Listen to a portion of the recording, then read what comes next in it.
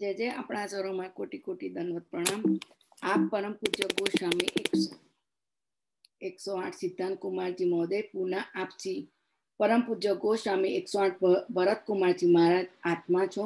परम पूज्य पितृचरण छत्र छाया में प्रभु श्री विठ्ठलनाथ जी सेवा क्रम पुष्टि मार्ग में सिद्धांत तेम मार्ग प्राप्त कर्यु छे। पुष्टि मार्ग प्रचार ग्रंथ ने आप खूब कर्तव्य रीते सुंदर वेग आपी रह्या छो। वल्लभपुर युवा मंच में उपाध्यक्ष पर छो। बिराजीने मार्गना सिद्धांतों तो सत्संग संस्कृति कार्यक्रमों द्वारा वैष्णव ने खूब सुंदर सचोट रीते पहुंचाड़वा प्रयास करी रह्या छो। आप परम पूज्य गोस्वामी 108 सिद्धांत कुमार जी महोदय मधुवाणी में आपने खूब शिक्षा सागर दयिनता सागर हरिराज महाप्रभु जीवन चरित्र आपने खूब सुंदर रीते समझाव्युं हतुं। आज पण आपने वैष्णवों વધુ સમય ન લેતા આપનું વચરામૃતને પૂથાત કરો। શ્રી વલ્લભા દી સકી છે। જે બહુ ટાઈમ થઈ ગયો આપશ્રીને। બહુ સમય પછી માયા। આઈ નો જી। અવાજ આવે છે બરાબર? હા જે આપણે શરૂ કરીએ પછી। હા જે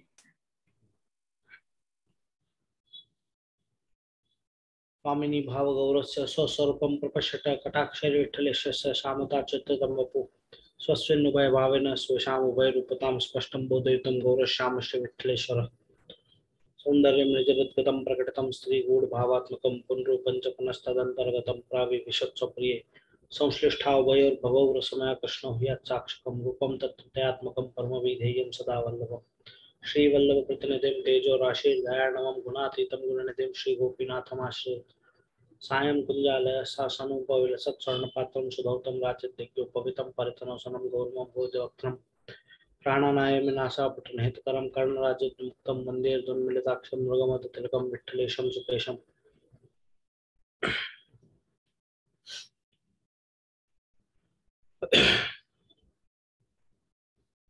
एक लंबे ब्रेक के बाद आज अपन फिर से यहाँ एकत्रित हुए हैं। प्रभुचरण श्री गोपीनाथ जी द्वारा रचित ग्रंथ साधन दीपिका वो अपन देखने की समझने का प्रयास कर रहे हैं, जिसमें अपन पिछली बार 20वें श्लोक तक अपन ने देखा था। 20वां श्लोक थोड़ा सा 20 ही हुए ना इलाबेन? हाँ, तो 20वां श्लोक हाँ जी जैसे 20 चालू है। वो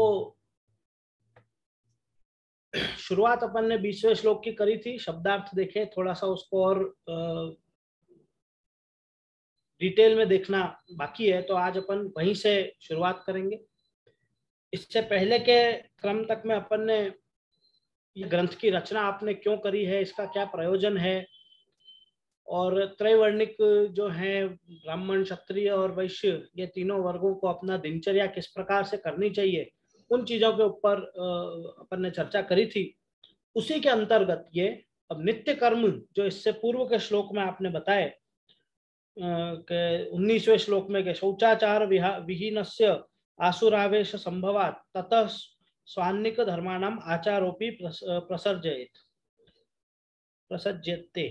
तो ये 19वां श्लोक में जो स्वानिक धर्म और नित्य कर्म जो आपने बताए, उसके अंतर्गत अब ये 20वां श्लोक जो है उसमें आप बता रहे हैं कि स्नानम संध्या जपो होमः स्वाध्याय पितृतर्पणम वैश्वदेवक देवार्चा इति षट कर्म कृत भवे।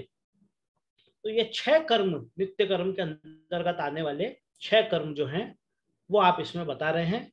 स्नान, संध्या, जप, होम, स्वाध्याय, पितृतर्पण और वैश्वदेव पूजन, ये जो है ये मूलतः है जो क्रम बता रहे हैं, ये त्रैवर्णिकों के लिए बता रहे हैं। त्रैवर्णिकों में ब्राह्मण क्षत्रिय वैश्य तीनों वर्ग आवे।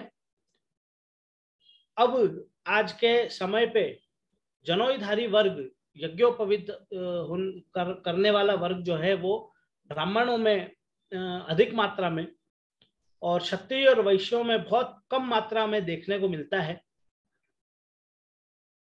अमुक कारणों से काफी कुछ 300 वर्ष के आसपास हो गए कि ये क्षत्रियों ने और वैश्यों ने बहुत कम यज्ञोपवीत धारण करने लगे। उसका अपन थोड़ा सा ऐतिहासिक पक्ष अगर देखें तो जिस समय मुगलों का आक्रमण हिंदुस्तान पे हुआ, भारत पे जब मुगलों का आक्रमण हुआ और वो सब लोगों को कन्वर्ट करने लगे, तो उसमें वो सबसे पहले जनोईधारी वर्ग को पकड़ते हैं। तो अपना वो धर्म बचाने के लिए वैश्यों ने और अमुक क्षत्रियों ने जो है वो जनोई धारण करना बंद किया और उस समय से जो है वो हिंदू धर्म का ही पालन करते रहे, पर वो जनोई धारण करना उन्होंने मुगलों के आक्रमण के कारण बंद किया और तब से ये वैश्यों में और क्षत्रियों में ये चलन चालू हो गया और यज्ञोपवीत जो है वो धारण करना बंद हो गया। मूलतः ये जो ग्रंथ आपने रचना करी है उस समय तक तो तीनों वर्ग जो है यज्ञोपवीत धारण करते ही थे। तो ये जो 6 कर्म बताए हैं ये यज्ञोपवीत धारण करने वाले वर्ग के लिए हैं, पर अगर आप यज्ञोपवीत धारण नहीं भी कर रहे हैं तो भी इनमें से जो चीजें आपको लागू होती हैं वो आपको अवश्य करनी ही चाहिए। जैसे कि स्नान, नित्य स्नान का जो पक्ष है वो तो साधारण हाइजीन की दृष्टि से, और अब ये पिछले 2 वर्षों में कोरोना की वजह से अब ये लोगों को समझाने की जरूरत नहीं रही कि आपको स्नान करना क्यों आवश्यक है। स्नान तो है ही।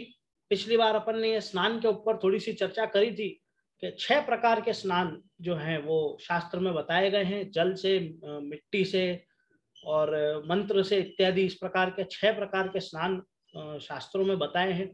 इसके ऊपर अपन पिछली बार थोड़ी बहुत चर्चा कर चुके हैं।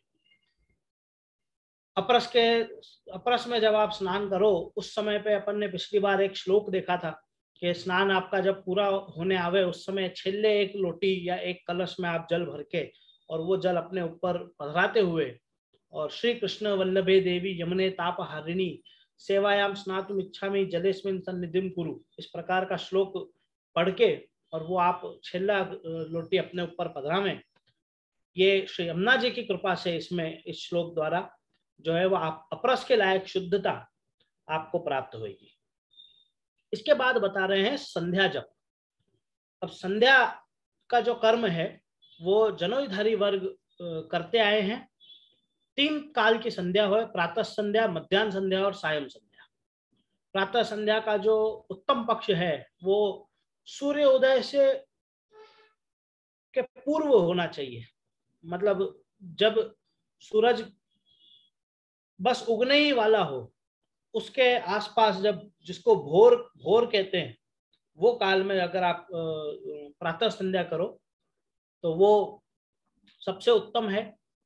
उसके बाद अगर आप दोपहर में मतलब थोड़ा दिन उग जाने के बाद करो तो वो मध्यम पक्ष में आवे, और पीछे से अगर मध्याह्न समय के बाद करो तो वो हीन पक्ष में आवे। उसी प्रकार से मध्याह्न संध्या जो है दोपहर की संध्या होवे, वो जो है जब सूरज 12 बजे के आसपास जब मध्य समय पे हो उस समय करो तो वो उत्तम पक्ष है। उससे पहले या उससे बाद में करो तो वो मध्यम और हीन पक्ष की कक्षा में आवे। और उसी प्रकार से सायं संध्या जो शाम की संध्या है वो सूर्यास्त से पूर्व होनी चाहिए। सूर्यास्त से पूर्व आप करो तो वो उत्तम पक्ष में आवे, सूर्यास्त के समय पे करो तो वो मध्यम पक्ष में आवे और सूर्यास्त के बाद वो हीन पक्ष में। तो इस प्रकार से ये 3 काल की संध्या त्रैवर्णिकों के लिए, जनोईधारी वर्गों के लिए बताई है। अब जबकि आप जनोईधारी अगर नहीं है तो ये संध्या का जो कर्म है वो आपको लागू नहीं होए, पर फिर भी गायत्री का जप, सूर्य को अर्घ देना, ये आप फिर भी कर सकें। ये सब संध्या के उसमें ही आवे। संध्या अगर आप करते हैं तो मूलतः उसमें ध्यान रखने वाली बात यह है कि जब आप संध्या का संकल्प करें संध्या करने का, तो उसमें श्री गोपी जन वल्लभ प्रीत्यर्थम या कृष्णार्पणमस्तु इत्यादि वो संकल्प के उसमें जरूर लगावें, जिससे कि आपका ये संध्या का जो कर्म है, ये जो संध्या जो कर्म है, ये एक शास्त्रीय कर्म है। तो वो जो शास्त्र की मर्यादा के अनुसार वो जो कर्म आपको करने हैं, वो भी आप प्रभु को अर्पण करते हुए आपके लिए, ठाकुर जी के लिए आप वो कर्म कर रहे हैं। इस प्रकार से आपको वो आपके संकल्प में वो उच्चारण करना है। उसके बाद कह रहे हैं जप। जप में आप अष्टाक्षर, पंचाक्षर, गायत्री, इन सब का जप कर सकते हैं। गायत्री मंत्र की अगर आपको दीक्षा हो तो आप गायत्री का जप करें, नहीं तो पंचाक्षर और अष्टाक्षर की दीक्षा तो एक कंठीधारी हो तो अष्टाक्षर की और 2 कंठीधारी हो, माने ब्रह्म संबंध लिए हुए जीव हो तो पंचाक्षर का माला जप करना। आप गौमुखी के अंदर 108 मनका की माला से और जप करो। और जप के अपने यहाँ पे उसके भी कुछ नियम हैं। ये 3 उंगलियों के बीच में माला पकड़नी, ये अंगूठा से फेरनी और ये दोनों उंगली में पकड़नी, बीच की 2 उंगली में। और आपके जो होंठ हैं वो जप करते समय हिलने चाहिए।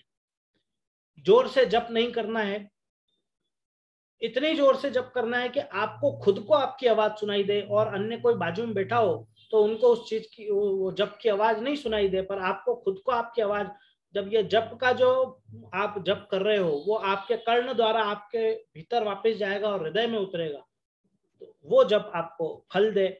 इस प्रकार से जप के अपने यहाँ अमुक नियम है।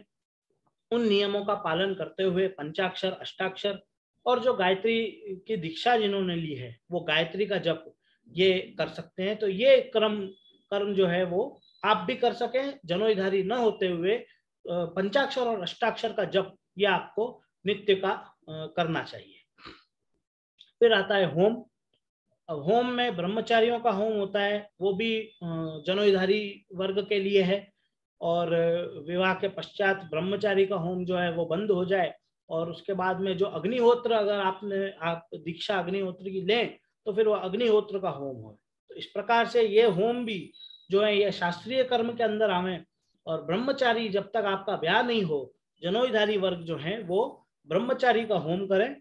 और ब्याह के बाद अगर आपकी इच्छा हो तो आप अग्निहोत्र का दीक्षा ग्रहण करके और फिर वो अग्निहोत्र का होम कर सकते हैं।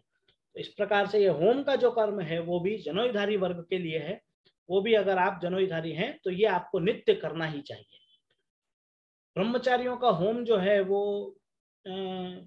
जो ब्रह्मचारी का होम करता हो उसको सूतक पिंडरू जो है वो नहीं नड़ते। अगर आप ब्रह्मचारी हो, जनोईधारी हो, पर फिर भी आप नित्य में जो ब्रह्मचारी का होम नहीं कर रहे हो तो आपको सूतक पिंडरू नड़ेंगे। और नित्य अगर आप ब्रह्मचारी का होम करते हो तो आपको सूतक पिंडरू जो है वो नहीं नड़ते। उसके बाद बता रहे हैं स्वाध्याय। अब स्वाध्याय का अर्थ है, अब आप इसमें वेद, षोडश ग्रंथ, गीता, भागवत जी इत्यादि का पारायण करते रहें, उसको आप रोज नित्य का पाठ में लावें, या फिर आप किसी प्रकार का सत्संग करें। सत्संग का अर्थ यहाँ पे हो रहा है कि जो आप पढ़ चुके हैं उसको वापस पढ़ें। स्वाध्याय एक तो होता है गुरु के पास बैठ के और कोई चीज को समझना और फिर उसका स्वाध्याय करना, घर जाके वही चीज जो अपन पढ़ के आए हैं गुरु के पास से उसको दोबारा पढ़ना, ताकि वो चीज अपने हृदय में जो है वो हृदयारूढ़। कोई भी चीज का रिवीजन जो करना, जो कहा जाए, बच्चों को स्कूल में भी सिखाया जाए, जैसे स्कूल में जो आप पढ़ के आए हो उसको घर आके आप वापस से रिवाइज करो। तो किसी भी प्रकार का रिवीजन करना उसको कहें स्वाध्याय, स्व अध्याय। तो ये कोई भी प्रकार का स्वाध्याय इसके अंतर्गत आएगा। वेद का पारायण, भागवत जी का पारायण, गीता का पारायण, षोडश ग्रंथ का पारायण, या किसी भी मार्गीय ग्रंथ का जो है आप दोबारा से उसको पढ़ें, उसको नित्य पाठ करें, वो हो जाएगा स्वाध्याय। तो ये स्वाध्याय के अंतर्गत आने वाला आपका जो नित्य पाठ का कर्म है वो, तो ये भी, इसमें भी कोई जनोईधारी वर्ग की आवश्यकता नहीं है। कोई भी व्यक्ति स्वाध्याय जो है वो इन षोडश ग्रंथ का और पुष्टि मार्गीय जो ग्रंथ हैं उनका स्वाध्याय तो अवश्य कर ही सके। फिर उसके बाद आवे पितृतर्पण। तो ये पितृतर्पण जो है वो तर्पण, पिंड दान इत्यादि जो होए, श्राद्ध वगैरह, वो सब का कर्म जो है ये उसमें आवे। ये भी जनोईधारी वर्ग के लिए है। पितृतर्पण जिनको करना आवश्यक पड़ जाए वो ये कर्म करें, श्राद्ध पक्ष के दिनों में ये कर्म करें, और घर में कोई श्राद्ध का दिन आवे कोई पूर्वजों का, तो उस दिन ये कर्म होए। ये जो कर्म है ये भी नित्य कर्म में, वैसे नित्य भी श्राद्ध अमुक लोग करते हैं उसमें भी आवे, और जो अमुक अमुक समय पे जो श्राद्ध करने के आवे, पितृतर्पण करने के आवे, उसमें भी आवे। तो ये भी एक कर्म 6 कर्म के अंदर आया हुआ। उसके बाद है वैश्वदेव पूजन। तो बलि वैश्व देव का के अंतर्गत आपोषण जो है ये एक कर्म आता है। आपोषण का जो है वो आजकल बहुत से लोगों को इसके बारे में मालूम नहीं हो कि आपोषण होवे क्या। तो जनोईधारी वर्ग जो है, ब्राह्मण वर्ग जो है, वो भोजन करने के लिए जब सखड़ी महाप्रसाद ग्रहण करने के लिए जब बैठे तो उस समय जो है वो आपोषण करें, हाथ में जल लेके, और वो अपने उसकी शुद्धि करें, और पंचकर्म के वो 5 देवताओं को अर्पण करें उसमें। ये जो कर्म है ये वैश्वदेव के अंतर्गत, ये भी शास्त्रीय कर्म के अंतर्गत आने वाला एक कर्म है। जनोईधारी ब्राह्मण वर्ग को ये कर्म करना नित्य आवश्यक है। ये एक आपोषण का कर्म है। ब्रह्मचारी जो हों वो आपोषण नित्य करें, और एक बार आपोषण का आपने वो कर लिया, उसके बाद पूरे जब तक आप भोजन के से उठ नहीं रहे हो, आपोषण वापस छोड़ो नहीं, तब तक आप बोल नहीं सको। तो मुंह बंद रख के आपको, मतलब आवाज बंद रख के आपको भोजन करना है। कोई भी चीज मांगनी करनी हो तो वो सब चीजों के लिए इशारे से ही बात करो। उस प्रकार से ये एक क्रम होता है जिससे कि ब्रह्मचारियों को ये संयम सिखाने के लिए ये चीज कराई जाए, पेशेंस उनके अंदर डेवलप करने के लिए ये चीज सिखाई जाए ब्रह्मचारियों को। ब्याह के बाद में आपोषण तो होएगा ही, पर ये मौन रहने का जो कर्म है वो हट जाता है। तो ये भी एक जो है ये जनोईधारी वर्ग के लिए ये कर्म आता है। तो इस प्रकार से ये 6 कर्म जो हैं ये वैश्वदेव पूजन के साथ में ये 6 कर्म जो हैं ये सब देव अर्चना के अंतर्गत आवे। स्नान, संध्या, जप, होम, स्वाध्याय, पितृतर्पण और वैश्वदेव के पूजन, ये 6 कर्म श्री गोपीनाथ जी ने 20वें श्लोक में बताए हैं कि ये नित्य कर्म में आने वाले, जो कि अधिकतर इनमें से जो कर्म है वो अधिकतर जनोईधारी वर्ग के लिए हैं, और जो नहीं है उनमें से स्नान और जप और स्वाध्याय ये तो बाकी सब लोग भी कर ही सके। उसके बाद आगे के श्लोक में अब अपन 21वें श्लोक में देखें, वहां आप आज्ञा कर रहे हैं, यथा ही स्कंद शाखानाम तरोर्मूलाभिषेचनम तथा सर्वार्हणम यस्मात् परिचर्या विधिर हरे। और 22वां श्लोक, अतस्तदनुरोधेन नित्य कर्म कृतिर्वरा अन्यथातु कृतिर्व्यर्था त्रैवर्ग विषयायतः। तो ये 2 श्लोक अपन एक साथ देखेंगे, 21वां और 22वां। इसमें आप आज्ञा कर रहे हैं, यथा ही स्कंद शाखा नाम तरोर मूलाभिषेचन, जैसे वृक्ष के मूल में जल डालने से छोटी बड़ी शाखा सब जगह जल पहुंच जाता है, तथा सर्वार्हणम यस्मात् परिचर्या विधिर हरे, वैसे ही श्री हरि माने श्री कृष्ण की परिचर्या माने सेवा करने से बाकी सब देवताओं को भी पहुंच जाए। अतस्तदनुरोधेन नित्य कर्म कृतिर्वरा, इसीलिए उस अनुसार ही नित्य कर्म करना चाहिए। अन्यथा तो कृतिर्व्यर्था त्रैवर्ग विषयायतः, अन्यथा सब कृति जो है आपकी वो व्यर्थ हो जाए। त्रैवर्गों के हैं ये सब, त्रैवर्गों के कर्म हैं। यहां आज्ञा कर रहे हैं कि त्रैवर्ग माने धर्म अर्थ काम ये हो, तो सिर्फ इनकी ही सिद्धि है, बिना मोक्ष के सब व्यर्थ। तो जब यह 22वें श्लोक में अंत में जो आज्ञा करी कि इस प्रकार से अगर आप आपकी कृति को नहीं करोगे तो आपकी सब कृति व्यर्थ हो जाएगी और खाली त्रैवर्ग विषय के तक ही रह जाएगी। वहां बता रहे हैं कि धर्म अर्थ और काम ये तीनों की ही सिर्फ आपको सिद्धि होगी और मोक्ष की आपको सिद्धि नहीं होगी, और मोक्ष के बिना सब चीज व्यर्थ है। क्या क्या करना? तो मूलतः कृष्ण की ही आप उपासना करो, सेवा करो, तो अन्य कोई देवताओं की सेवा उपासना करने की आपको आवश्यकता नहीं है, क्योंकि जिस प्रकार से झाड़ के मूल में अपन जल पधराएंगे तो उसकी सभी शाखाओं को प्राप्त हो जाएगा, एक एक शाखा में अलग से जल। यही बात अपन ने थोड़े श्लोकों पहले भी देखी थी, 4-5 श्लोक पहले भी, उसी को यहाँ पे दोहरा रहे हैं। तो वो यहाँ आज्ञा कर रहे हैं कि उसी प्रकार से जब आप केवल कृष्ण की अर्चना, केवल श्री कृष्ण की ही सेवा करोगे, तब ही आपको धर्म, अर्थ, काम और उसके साथ में मोक्ष भी प्राप्त होएगा। अब यहाँ अपने लिए जो पुष्टि मार्गियों के लिए मोक्ष है, वो प्रभु की भक्ति ही प्राप्त होए और ठाकुर जी की सेवा प्राप्त होए, अपने को नित्य लीला के दर्शन होए, वही अपने लिए मोक्ष है। वो नहीं करने से, अगर उस प्रकार से आप नहीं करो तो केवल धर्म, अर्थ और काम, ये तीन ही प्राप्त हों, और बिना मोक्ष के वो सब व्यर्थ हैं। अगर आप इसको एक मर्यादा के पक्ष में से भी देखो, पुष्टि के पक्ष से न देख के मर्यादा के पक्ष से भी देखो, तो भी आपको मोक्ष प्राप्त नहीं होगा, और बिना मोक्ष के ये बाकी तीनों चीज प्राप्त करना वो व्यर्थ ही है। इसीलिए इससे पूर्व के श्लोक में जैसे अपन ने देखा कि संध्या, होम, पितृतर्पण इत्यादि जो कर्म हैं, वो सभी अपने को जो है प्रभु को अर्पित करते हुए ठाकुर जी के लिए करने हैं। जैसे मैंने पहले कही, कृष्णार्पणमस्तु या श्री गोपी जन वल्लभ प्रीत्यर्थम इत्यादि संकल्प के समय पे बोलते हुए तभी ये कर्म अपने को करते हैं।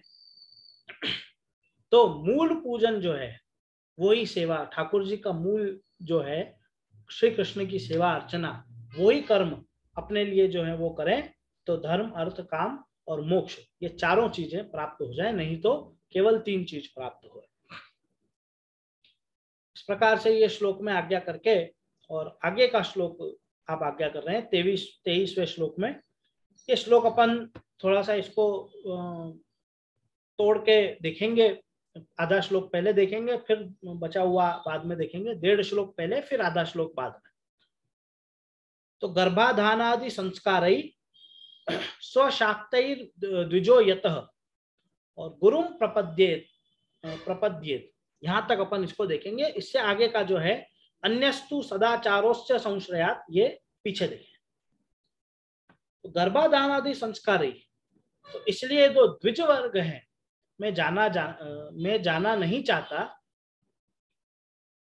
इसलिए जो द्विज त्रिवर्ग में जाना नहीं चाहता, माने अपन ने इससे पूर्व में जो देखा धर्म, अर्थ, काम, मोक्ष, उसमें जो नहीं जाना चाहता है जो द्विज, उसे अपने वेद शाखा के अनुसार गर्भाधान आदि संस्कारों से संस्कृत होके और भक्ति मार्गीय गुरु के शरण में जाना चाहिए। गुरु प्रपद्येत, तो जो दो द्विज माने जनोईधारी वर्ग, जो जनोईधारी वर्ग है, वो ऊपर बताए हुए त्रय वर्गों में, माने धर्म, अर्थ, काम, इन तीनों में ही केवल फंसे हुए नहीं रहना चाहता है, उसे गर्भाधान आदि संस्कार से संस्कृत होके, गर्भाधान षोडश संस्कार अपने यहाँ बताए गए, गर्भाधान से शुरुआत होती है जो, उस प्रकार से वो षोडश संस्कारों से संस्कृत होके और भक्ति मार्ग के मार्गीय गुरु के शरण जाना चाहिए, वो उसके लिए उचित है।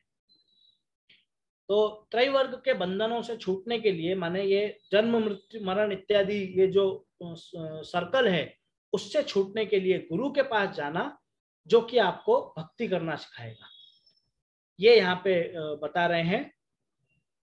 ये यहाँ तक अपन पिछले कुछ 5-7 श्लोकों से लेके और ये 23वां श्लोक, पौना श्लोक तक, ये द्विज वर्गों के लिए, जो जनोईधारी वर्ग हैं, उनके लिए आपने यहाँ तक आज्ञा करी। सब चीजें बता के, नित्य कर्म क्या है वो बता के, षोडश संस्कारों जो हैं उनसे अपने आप को संस्कृत करके, सुसंस्कृत करके, और फिर जो है द्विज वर्गों को भक्ति मार्ग प्राप्त करने के लिए, भक्ति मार्ग में अपनी वो करने के लिए, भक्ति करने के लिए भक्ति मार्गीय गुरु के पास जाके शिक्षा लेनी चाहिए, जिससे कि वो अपनी भक्ति जो है उसको और दृढ़ कर सके। ये बता के 23वां श्लोक पौना श्लोक करके अब आगे के श्लोक में कह रहे हैं, अन्यस्तु सदाचारोस्य संश्रयात, जो द्विज नहीं है वो शास्त्र में कहे अनुसार द्विजों के परिचर्या करें और सदाचार परायण होके भक्ति मार्गीय गुरु के शरण जाएं। ये इसका शब्दार्थ हो गया। तो यहाँ मूलतः ये आज्ञा कर रहे हैं कि जो जनोईधारी वर्ग नहीं है, या जो स्त्री हैं, या जो शूद्र आदि हैं, 3 वर्ग को जनोई धारण करने की अपन ने देखी, ब्राह्मण, क्षत्रिय और वैश्य। तो जो चौथा वर्ग है शूद्र, वो या जो स्त्री वर्ग है, या इन तीनों वर्गों में से भी जिन्होंने जनोई धारण नहीं करी है, उन लोगों को सदाचार से रहने को कहा है। यहाँ पे सदाचारोस्य संश्रयात्, सदाचार में आपको रहना है। अब सदाचार का क्या अर्थ है? सदाचार से अपन बिल्कुल साधारण शब्दों में अगर सदाचार को देखें तो आचरण जो है वो आपका वो सादा आचरण, माने ये सब क्रोध, लोभ, मोह, मद इत्यादि इन चीजों से दूर रहते हुए और शांत, अपना स्वभाव शांत रखते हुए, इस प्रकार से प्रभु की सेवा में अपने आप को मन वहां लगा के इस प्रकार से आपको रहना चाहिए। इसको अपन और थोड़ा डिटेल में आगे के श्लोकों में अपन देखेंगे। प्रपत्ति मार्ग में अब आगे के श्लोक जो है 24वां श्लोक, उसमें प्रपत्ति मार्ग में शरण आत्मनिवेदन में दीक्षितन को वैश्वाचार को परिपालन करनो तामे प्रथम सप्तविध भक्ति को उपदेश कर रहे हैं। आगे के श्लोक में शरण मार्ग में आने के बाद, शरण मार्ग में दीक्षा प्राप्त करने के बाद और वैश्वाचार का परिपालन करना चाहिए। मतलब जो आचरण जो है, वैश्विक जो आचरण है, उसका परिपालन, उसको आपको पालन करना चाहिए। और उसमें सबसे पहले अपने को सप्तविध भक्ति का उपदेश कर रहे हैं कि 7 प्रकार की भक्ति जो है वो कैसे होगी, उसका अपने को यहाँ पे अगले श्लोक में उपदेश कर रहे हैं।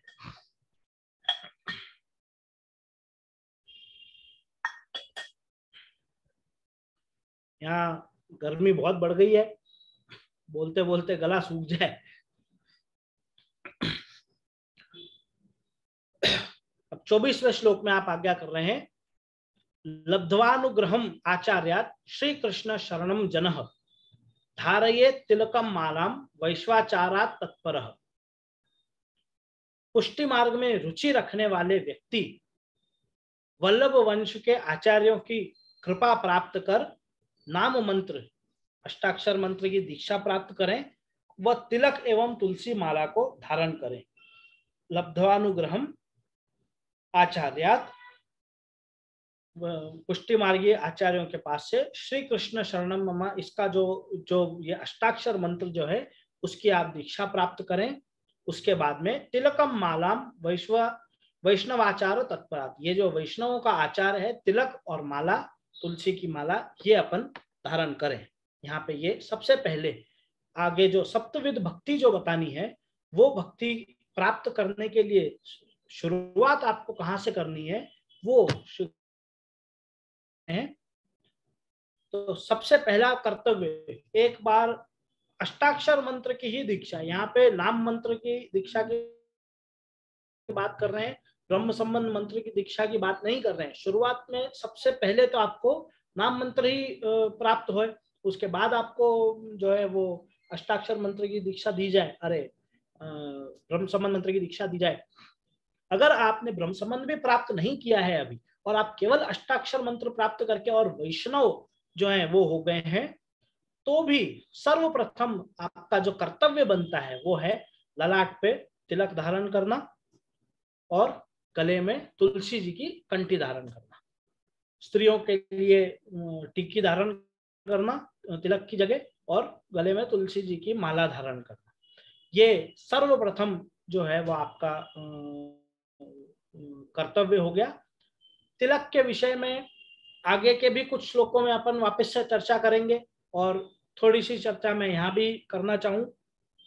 वैष्णव धर्म जो है वो बहुत प्रकार के वैष्णव हैं। रामानुजाचार्य के जो सेवक हैं वो वैष्णव हैं, निम्बारकर, माधव, ये सब संप्रदाय के जो सेवक हैं। हमारे यहाँ महाराष्ट्र में जो तुकाराम इत्यादि जो हो गए, संत तुकाराम हुए, ये सब ये भी सब वैष्णवों के अंतर्गत आवे। विठोबा पंढरपुर वाले श्री विठलनाथ जी के जो भक्त हैं, ये सब वैष्णव। तो वैष्णव जो शब्द है, अगर अपन इसको थोड़ा सा इसका विच्छेदन करके देखें तो विष्णु की अर्चना करने वाला जो भी वर्ग है वो सब वैष्णव के अंतर्गत आएगा। तो वैष्णव जो हैं, सारे वैष्णव वो ऊर्ध्व पुंड तिलक लगाएंगे। ऊर्ध्व पुंड्र, पुंड्र माने आपका माथा, और ऊर्ध्व माने ऊपर जाने वाला तिलक। ये तिलक के विषय में आगे के कुछ श्लोकों में अपन दोबारा चर्चा करेंगे। यहाँ पे अपन एक बार सूक्ष्म देख लें तो तिलक जो है वो ये सभी पुरुष वर्गों को सीखने जैसी चीज है। आप तिलक का जो आपका तिलकी जिसको कहें, जिससे आप तिलक लगाओ, उसके ऊपर कंकु लगा के और नीचे ये जो भाग है यहाँ उसको रख के और ऊपर तिलक ले जाना है, क्योंकि वो ऊर्ध्व पुंड तिलक लगता है, ऊपर की तरफ जाने वाला तिलक। यहाँ से नीचे नहीं आएगा, ये तिलक नीचे से ऊपर ही जाएगा हमेशा। ऊर्ध्व पुंड ही तिलक अपने यहाँ लगे, पुंड्र पे ऊर्ध्व तिलक, ऊपर की तरफ जाने वाला। लाल कंकु से ये तिलक करके और सछिद्र बीच में एक टिकी कंकु की लगा के, इतना मूल तिलक पुष्टि मार्गीय वैष्णवों का इतना ही है। अन्य वैष्णवों का जो तिलक है वो गोपी चंदन से सफेद या पीला जैसा रंग का तिलक अन्य लोगों को आपने देखा होगा। वैष्णव जो हैं वो उस प्रकार का तिलक लगाते हैं, वो भी ऊर्ध्व पुंड्र ही लगाएंगे। वो भी सारे तिलक उनके भी इस प्रकार से ही लगेंगे। अपने यहाँ जो है वो लाल तिलक, कंकु का तिलक, वो लीला भावना की को देखते हुए श्री आचार्य चरण ने अपने यहाँ लाल कंकु का तिलक जो है वो स्वीकार किया है। गोपी चंदन का तिलक अपने यहाँ स्वीकार्य नहीं है, अपने यहाँ लाल कंकु का ही तिलक स्वीकार्य है। इसके विषय में मुद्रा इत्यादि किस प्रकार से धारण करनी है आगे के श्लोकों में आएगा, उस समय अपन अधिक चर्चा करेंगे। दूसरी बात यहाँ कर रहे हैं कि तुलसी जी की माला। तो अब आप छोटे दाना की तुलसी पहनो, बड़े दाना की तुलसी पहनो, किसी भी प्रकार की, पर तुलसी के काष्ठ की माला, तुलसी के पत्ता की नहीं, तुलसी के काष्ठ की माला जो है वो आपको धारण करनी है। सादा माला जो है वो सफेद धागा में या रेशमी धागा में, पीले धागा में पुरी हुई माला जो है वो सादा माला धारण करना वो उत्तम पक्ष में आवे। सोना के उसमें आप तुलसी जी की माला बना लो और वो आप नित्य धारण करो, ये विचार करके कि ये सूतक पिंडरून अटका इत्यादि के कर्म में ये माला छुआ हुआ नहीं, अपन इसको वापस धारण करने, वो सब बात सही है, उसमें कोई गलत बात नहीं है। पर ये इस प्रकार की माला जो है वो मध्यम पक्ष में आएगी, वो उत्तम पक्ष में नहीं आएगी, क्योंकि उससे जो है वो आपके सात्विकता जो है, आपकी सात्विक भक्ति करने के लिए जो हृदय में सात्विकता चाहिए या मन में जो आपको चाहिए, वो सात्विकता जो है वो सादा दोरा में पिरोई हुई तुलसी के काष्ठ की माला से ही, सोना गले में धारण करने से सात्विकता जो है वो आपके हृदय में आने में समय उसमें ज्यादा लगे। इस प्रकार इसलिए जो है वो मध्यम पक्ष में आवे, वो गलत है ऐसा मैं बिल्कुल नहीं कह रहा हूँ, ये बात आप ध्यान रखें। दोरा में पिरोई हुई माला तुलसी जी की धारण करना वो उत्तम पक्ष में आए, और सोना के अंदर आप तुलसी जी की माला बना के धारण करो वो मध्यम पक्ष में आवे। दोनों भी सही है, आप बिल्कुल वो दोनों प्रकार से माला जी धारण कर सकते हैं। इस प्रकार से यहाँ पे सर्वप्रथम आचरण जो है वो दीक्षित वैष्णवों का क्या होना चाहिए, वो तिलक और तुलसी जी की माला, ये 24वें श्लोक में बता के अब आगे में आप आज्ञा कर रहे हैं। सर्वस्वम हरि सात्कार्यम त्यजेत सर्वम अवैष्णवम हिंसा काम्यान्य देवार्चा यदि नित्यम च लौकिकम। तो वैष्णव होके अपने सर्वस्व हरि के अधीन होके रहना, सर्वस्वम हरि सात्कार्यम, और अवैष्णव आचार को त्याग करना, त्यजेत सर्वम अवैष्णवम, अवैष्णव आचरण जो है उनका त्याग करना, और जीव हिंसा वाले कार्य, काम्य कर्म और अन्य देव पूजन अर्चना ये सब छोड़नी। हिंसा, काम्यान्य देवार्चा, अन्य देव की अर्चना इत्यादि ये सब जो है ये आपको छोड़नी, और नित्य नैमित्तिक शास्त्रीय कर्म जो नित्यम च लौकिकम, ये जो बता रहे हैं नित्य नैमित्तिक शास्त्रीय कर्म जो है और लोक कार्य वगैरह जो है वो सब वैष्णव मार्ग में विपरीत हो तो उनको भी आपको छोड़ना है। तो यहाँ क्या चीज नहीं करनी है वो बता रहे हैं। सर्वप्रथम तो बताया कि आपको क्या करना है, तो सर्वस्वम जो है, आपका सर्वस्व जो है वो श्री हरि के अधीन होके, आपके सर्वस्व ठाकुर जी के अधीन होके आपको रहना है। और जो नहीं करना है वो बता रहे हैं कि अवैष्णव आचरण जो है उसका त्याग करो, हिंसा का त्याग करो, काम्य कर्म का त्याग करो, और अन्य देव की पूजा अर्चना इत्यादि ये सब चीजों का त्याग करो। नित्य नैमित्तिक शास्त्रीय और लोक कार्य जो जो भी आप कर रहे हैं नित्य में, वो भी अगर अवैष्णव या वैष्णव मार्ग के विपरीत हो तो आपको उनका भी त्याग करना है। यहाँ पे नहीं करने वाले कर्म बताए, हिंसा, कामना, कामना माने प्रार्थना, मानता इत्यादि का जो कर्म जो है कि ठाकुर जी से आप कोई मानता मांगो, प्रार्थना करो, जो श्री आचार्य चरण ने मनाही करी हुई है, प्रार्थितेवा ततः किंचात् स्वाम्य अभिप्राय संशय इत्यादि आपने आज्ञा करके जो चीजें मना करी हुई हैं, प्रार्थना करने की, मान्यता रखने की, ये सब चीजें जो है ये आपको त्याग करनी है। अन्य देव अर्चना, अन्यस्य भजनम तत्र सतो गमनमेव च प्रार्थना कार्य मात्रे भी तत्वन्यत्य, ये सब जो आपने विवेक धैर्याश्रय इत्यादि ग्रंथों में आज्ञा करी है, इन चीजों को भी आपको त्याग करना है। अन्य देव की अर्चना, अन्य देव की अर्चना किस प्रकार, अपने से नहीं करें अगर अपन तो उसमें कोई दोष नहीं है। ये चीज इससे पहले के श्लोक में ही अपने को बता दी कि अपन ने मूल का अर्चन कर लिया अगर, तो सब जगह वो अपनी पहुंची जाए, तो ठाकुर जी का, श्री कृष्ण की अर्चना सेवा पूजा इत्यादि आप करते रहो तो अन्य देवों तक भी वो सब चीज पहुंच ही जावे है, और अलग से अपने को अन्य देव किसी की कोई पूजा अर्चना करने की आवश्यकता नहीं है। और नित्य के जो लौकिक कर्म हैं आपके, जो शास्त्रीय कर्म भी जो आपको बताए गए हैं, वो भी अगर आपके वैष्णव धर्म के आड़े आ रहे हो या उससे विपरीत चल रहे हो तो उनको भी आपको छोड़ना है, वो भी आपको त्याग करने हैं। और सिर्फ एक चीज करनी है, मूल अपने ठाकुर जी के अधीन होके अपने सर्वस्व जो हैं ऐसे भगवान श्री कृष्ण, ऐसे प्रभु के अधीन होके रहना है, और ये सब चीजें जो हैं वो आपको त्याग करनी है। अगले श्लोक में आप आज्ञा कर रहे हैं 26वां श्लोक, पूर्व भांडादिकम सर्वम परित्यज्य विशुद्धितः श्रवणादि परो नित्यम हरे प्रेमास्पदो भवे। पूर्व में उपयोगी पात्र सब निकाल लें, पूर्व भांडादि सर्वम परित्यज्य विशुद्धते, सब निकाल के विशेष शुद्धि वाले पात्र लाने। अब ये किन के लिए आज्ञा हो रही है? ये आज्ञा उन लोगों के लिए हो रही है जो अब नए नए वैष्णव बने हैं, जिनके घर में ठाकुर जी की सेवा नहीं विराजती थी और अब वो प्रभु की सेवा करना चाह रहे हैं। ऐसे लोगों के लिए यहाँ पे ये आज्ञा आप कर रहे हैं कि पूर्व में उपयोगी किए हुए पात्र इत्यादि सब निकाल के विशेष शुद्धि वाले पात्र लाना, और श्रवण कीर्तन आदि ये सब, श्रवण आदि परो नित्यम हरे प्रेमास्पदो भवेत, इसमें आप आज्ञा कर रहे हैं कि श्रवण कीर्तन आदि ये सब जो हैं ये इसमें सदा तत्पर रहना, और ऐसा करने से भक्त प्रभु को प्रिय बनता है। प्रेमास्पदो भवेत, इस ऐसा आप जब करोगे तो आप भक्त जो है वो प्रभु के प्रिय बने। तो प्रभु सेवा में उपयोगी आने वाले पात्र जो हैं वो आपको नए लाने हैं।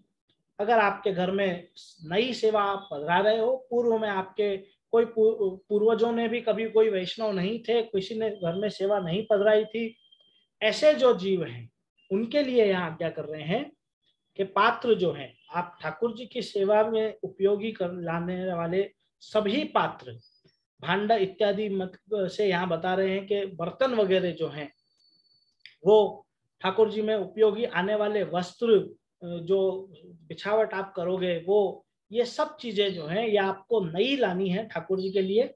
इन सबको विशेष शुद्धि से रखना है। पुराने जो भी आप अगर दोबारा वापरना चाह भी रहे हैं तो उसमें भी कुछ एक विधान है, उन विधानों के अनुसार आपको वो पात्र को जो है वो अग्नि के ऊपर दोबारा तपा के और वो शुद्ध किया जाए और फिर आप उसका उपयोग कर सकें। इस प्रकार के अमुक विधानों के ध्यान में रखते हुए फिर आप उन पात्रों को वापस से ठाकुर जी की सेवा में उपयोग कर सकते हैं। अगर आपके घर में ठाकुर जी की सेवा विराज रही है पहले से भी, तो भी इन चीजों का आपको ध्यान रखना है कि ठाकुर जी की सेवा में उपयोगी जो पात्र हैं, उन पात्रों का आप आपके खुद के पर्सनल यूज के लिए उन पात्रों का उपयोग न करें। इन चीजों का आपको ध्यान रखना है। बर्तन इत्यादि ठाकुर जी के सब अलग ही रखें और वो आप खुद के लिए उनका उपयोग न करें। इन चीजों का आपको ध्यान रखना है। जो बर्तन में आप सामग्री बनाओ हो, सिद्ध करो हो, वो बर्तन से खला के और दूसरे भोग के बर्तन में आपको वो सामग्री पधरा के ठाकुर जी को भोग धरनी है।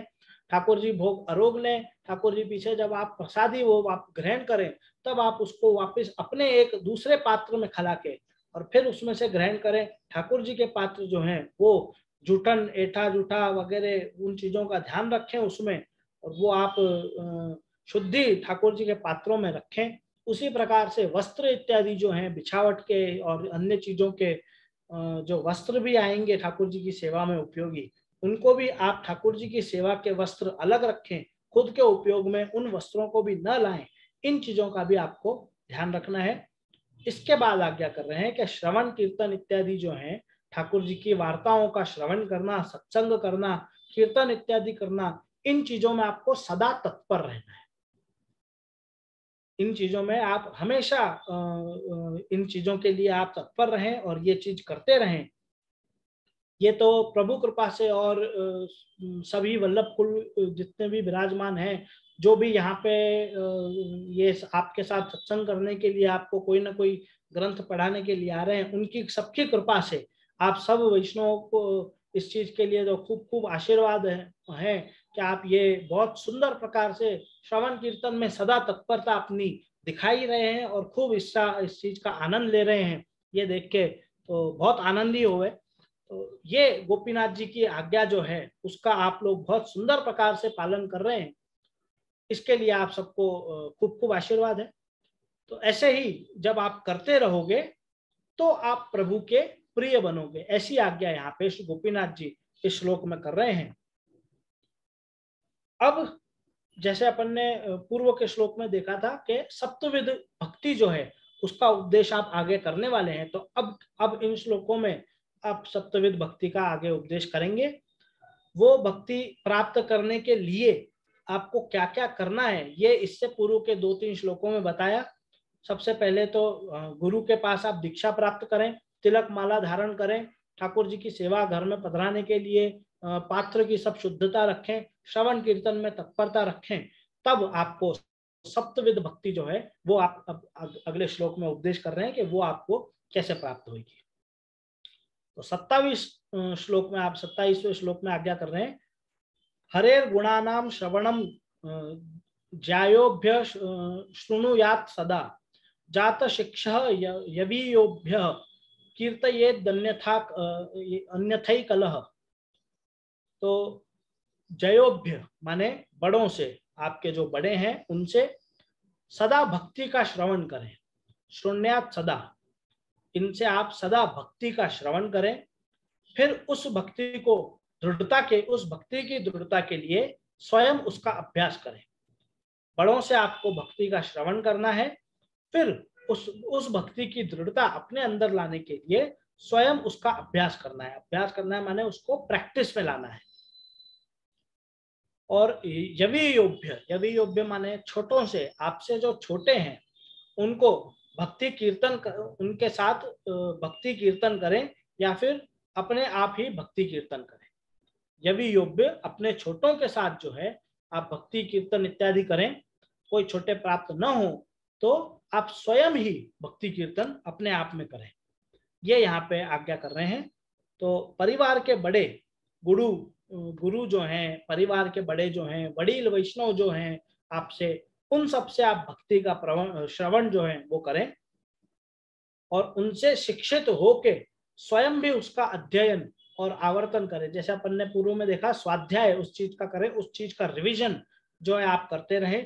जो भी आप आपके परिवार के बड़ों से सुन रहे हैं, जो आप आपके गुरु से सुन रहे हैं, जो आप वडील वैष्णवों से सुन रहे हैं, उन सब चीजों का श्रवण करके और स्वयं उसका अध्ययन करें, उसका रिवीजन करें। उसी प्रकार की शिक्षा जो है वो आप आपके छोटों को दें, उनके साथ में बैठ के आप कीर्तन इत्यादि करें। तो यहाँ पे अपने को गोपीनाथ जी 7 भक्तियों में से 2 प्रकार की भक्ति करना बता रहे हैं, एक तो श्रवण भक्ति और एक कीर्तन भक्ति। ये 2 प्रकार की भक्ति जो है यहाँ पे करने की आज्ञा श्री गोपीनाथ जी ये श्लोक में दे रहे हैं। बड़ों से भक्ति का श्रवण करना, छोटों के साथ में बैठ के कीर्तन भक्ति करना, या फिर स्वयं अपने आप ही कीर्तन भक्ति करना। ये 2 प्रकार की भक्ति का उपदेश इस श्लोक में श्री गोपीनाथ जी ने अपने को किया। अगले श्लोक में आप आज्ञा कर रहे हैं, अति सुंदर रूपाणी लीला धामानि संस्मरेत, पाद सेवा हरे कार्या सर्व संपन्न केतनई। प्रभु के अति सुंदर स्वरूप और अलौकिक लीला धाम का सतत स्मरण करें। अति सुंदर स्वरूपानी लीला धामानी संस्मरेत, आपका अति सुंदर स्वरूप और आपकी लीला, इन चीजों का आप सतत स्मरण करते रहें। और पाद सेवा हरेर कार्या सर्व संपन्न केतनई, प्रभु के चरण कमल की सेवा, उसमें अपना घर संपत्ति इत्यादि का विनियोग अवश्य करें। यहाँ पे आप आज्ञा कर रहे हैं 2 प्रकार की और भक्ति, यहाँ कीर्तन श्रवण पहले में बताई, इस श्लोक में आप स्मरण और पाद सेवन भक्ति, ये 2 प्रकार की भक्ति बता रहे हैं। स्मरण जो है मतलब सतत स्मरण उस चीज का करते रहें। क्या क्या स्मरण करना है? तो प्रभु का सुंदर स्वरूप जो है उसको आप बार बार अपने हृदय में दोहराते रहें, उसको याद करते रहें, उसका स्मरण करते रहें। और प्रभु की लीला जो है, जो भी लीलाएं आपने प्रभु की श्रवण करी है, उस चीज का स्मरण जो है आप सतत अपने हृदय में करते रहें। इसके बाद ये हुई श्रवण स्मरण भक्ति। और इससे आगे आप बता रहे हैं कि पाद सेवन भक्ति कैसे करनी है। आपके घर में विराजते ठाकुर जी की सेवा में अपना घर संपत्ति इत्यादि सब चीज का विनियोग करें। जो भी आपके घर में ठाकुर जी, घर से यहाँ पे अर्थ है सेवा जो है वो एक व्यक्ति से होने वाली चीज नहीं है।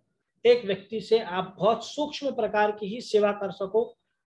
थोड़ी राजसी सेवा, थोड़ी लाड लड़ाते हुए, प्रभु को खूब लाड लड़ाते हुए सेवा करनी हो तो वो एक व्यक्ति का काम नहीं है। पूरा परिवार मिलके ही जब सेवा करेगा तभी आप प्रभु की खूब सुंदर सेवा और खूब लाड लड़ाने का आप कर सकते हो।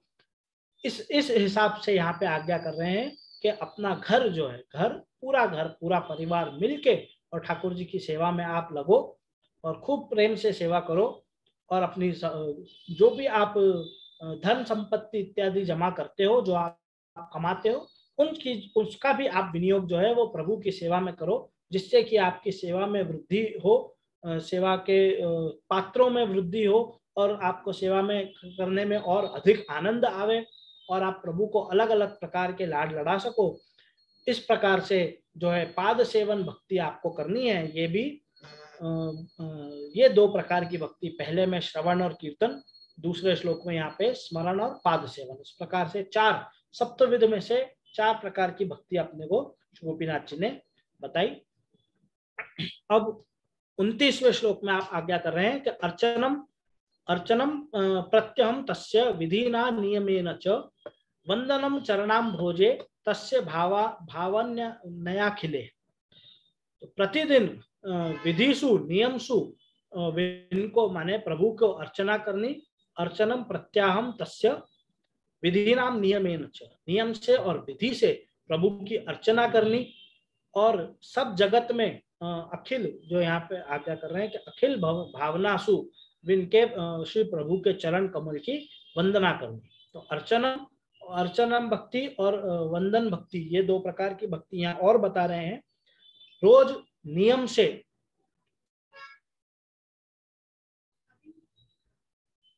तो नित्य नियम से जो है वो प्रभु की अर्चना करनी है। अर्चना से यहाँ पे सेवा के अर्थ में अपन इस चीज को ले सकें।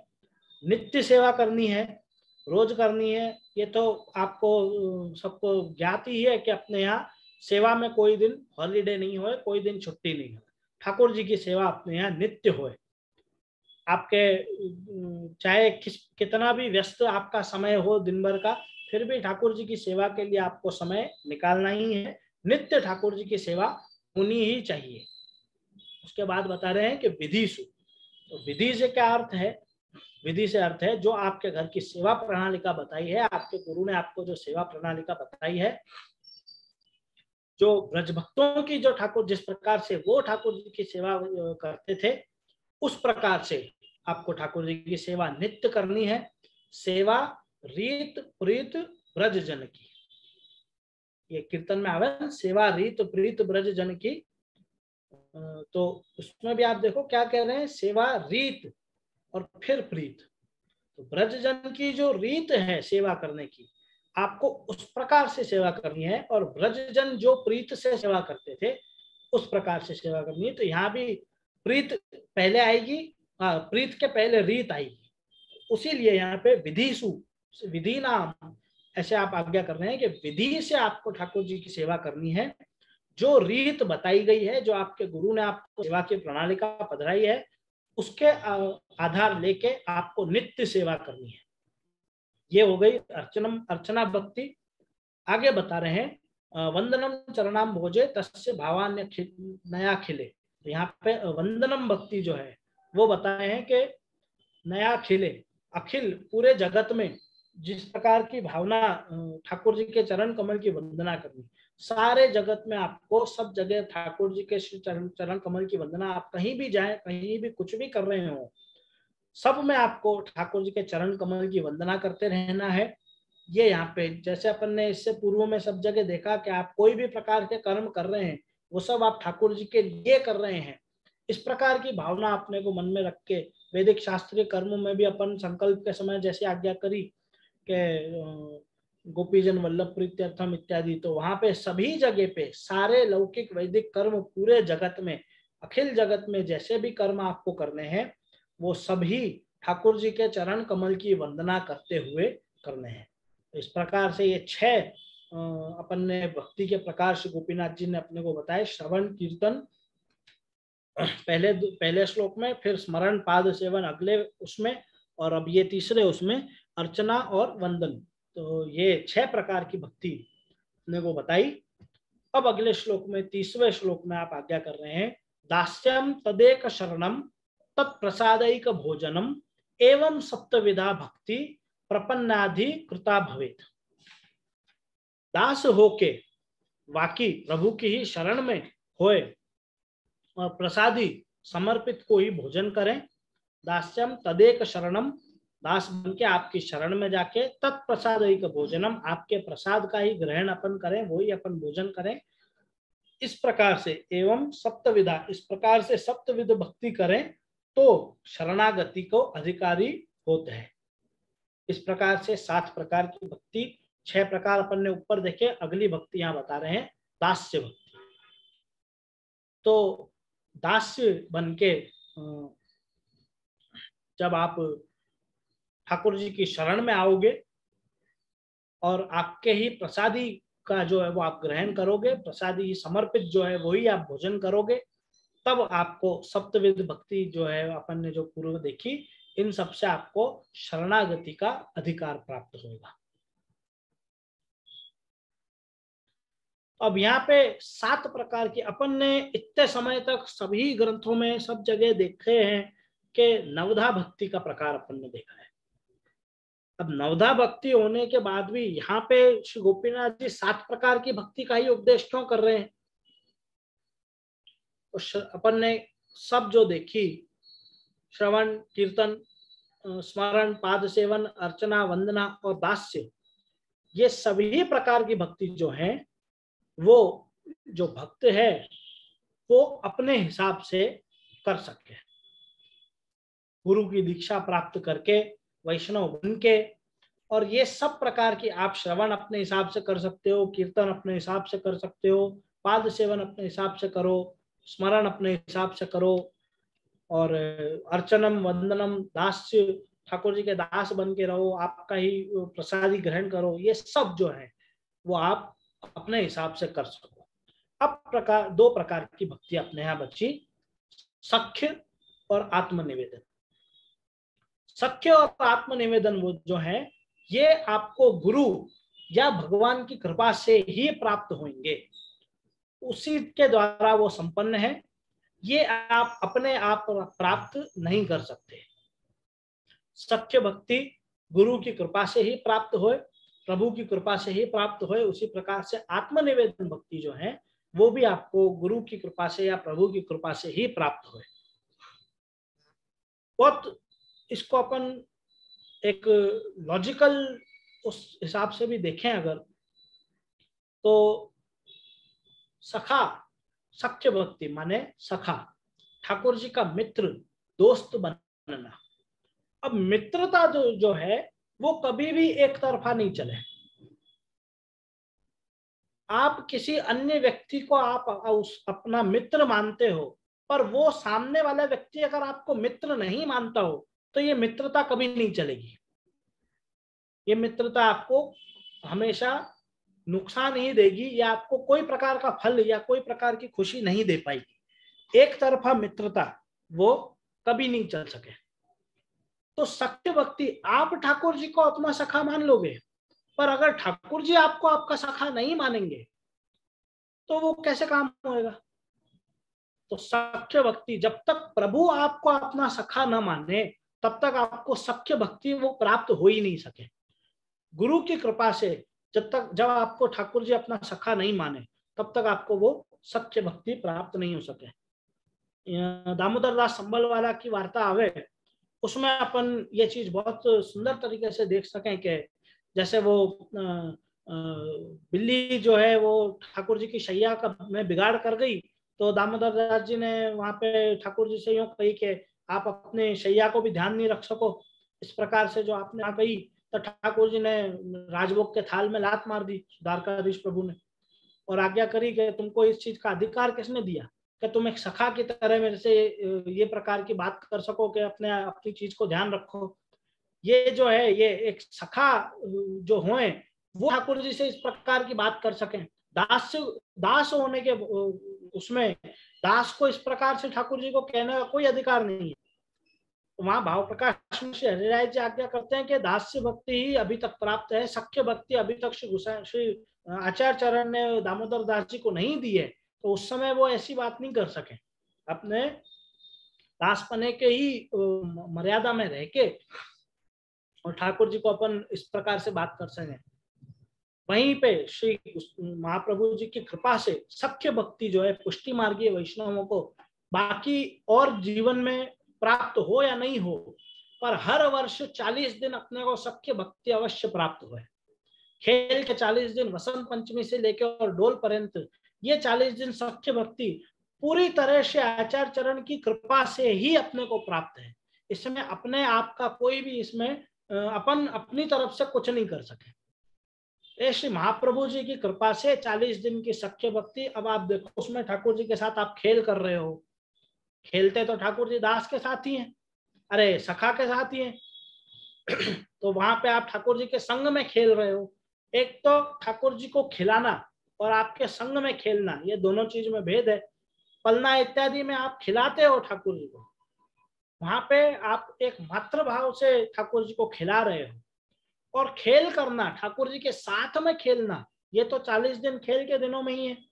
पीछे पीछे से होलाष्टक लग जाए, उसके बाद आप ठाकुर जी को गाली सुना सको। अब गाली देना ये भी एक मित्रता के उसमें ही हो सके। दास तो कभी गाली दे नहीं सके, जो सखा हो जो मित्र हो वही गाली दे सके। ठाकुर जी को आप अलग अलग प्रकार से रंग में चित्रित कर रहे हो, यहाँ अलग अलग प्रकार के रंग लगा के और आप ठाकुर जी के संग विविध प्रकार के खेल करो, ये सब सखा के ही अंतर्गत आवे। ये सब आप बिना इसीलिए अपने यहाँ 40 दिन ठाकुर जी के जब खेल होए तो चरणारविंद के ऊपर वस्त्र ढाक दिया जाए, जिससे कि ठाकुर जी के चरणारविंद के अगर अपने को दर्शन हो जाएंगे तो वापस से अपन अपने दास भाव में वापस आ जाएंगे, और वो चीज को अपन वापस दास भाव में आ जाएंगे तो फिर खेल नहीं हो सके। तो मित्रता सख्य भावना अपने अंदर बनी रहे, इसलिए अपन चरणारविंद ढाक दें और फिर ठाकुर जी के संग खेल करें। ये 40 दिन के खेल मूलतः पूरी तरह से श्री आचार्य चरण की कृपा से अपने को प्राप्त है। जैसे अपन यहाँ पे चर्चा कर रहे हैं कि सख्य भक्ति गुरु या ठाकुर जी के कृपा से ही प्राप्त हो सके, इसलिए अपन 40 दिन जो है वो आश्रय का पद भी श्री वल्लभ प्रभु करुणा सागर ये आश्रय को पद करें, दृढ़ चरणन नहीं करें, क्योंकि वहां भी क्या बात कर रहे हैं अपन, श्री वल्लभ प्रभु करुणा सागर जगत उजागर गाइए, जिसमें अपन आगे कहते हैं कि वल्लभी सृष्टि समाज संग मिले जीवन को फल पाइए। सख्य भक्ति ये जीवन में हमको 40 दिन के लिए ही सही प्रभु कृपा से आचार्य चरण की कृपा से प्राप्त हुई, ये हम जीवन को फल मान रहे हैं। इसलिए अपन वहां ऐसे ये उसमें श्री हरिराय जी ने ये वाक्य लिखे हैं उसमें कि ये हमारे जीवन को फल है। केवल 40 दिन तो 40 दिन ही सही, पर ये खाली प्रभु की कृपा से श्री आचार्य चरण की कृपा से हमको प्राप्त हुई, ये हमारे जीवन को फल हम मान रहे हैं। इस प्रकार से जो है वो सख्य भावना, सख्य भक्ति वो प्रभु की या गुरु की कृपा से ही अपने को प्राप्त हुए, और वैसे ही आत्मनिवेदन भी गुरु की कृपा से। आत्मनिवेदन ब्रह्म संबंध मंत्र की दीक्षा, आत्मनिवेदन आप अपना सर्वस्व समर्पण ठाकुर जी को कर दो, आत्मनिवेदन कर दो। ये चीज भी जब तक आपको गुरु पकड़ के और आपका हाथ पकड़ के ठाकुर जी के सामने खड़ा न करे और आपको ब्रह्म संबंध मंत्र की दीक्षा नहीं दे, तब तक आत्मनिवेदन भक्ति भी जो है वो आपको प्राप्त नहीं हो सकती।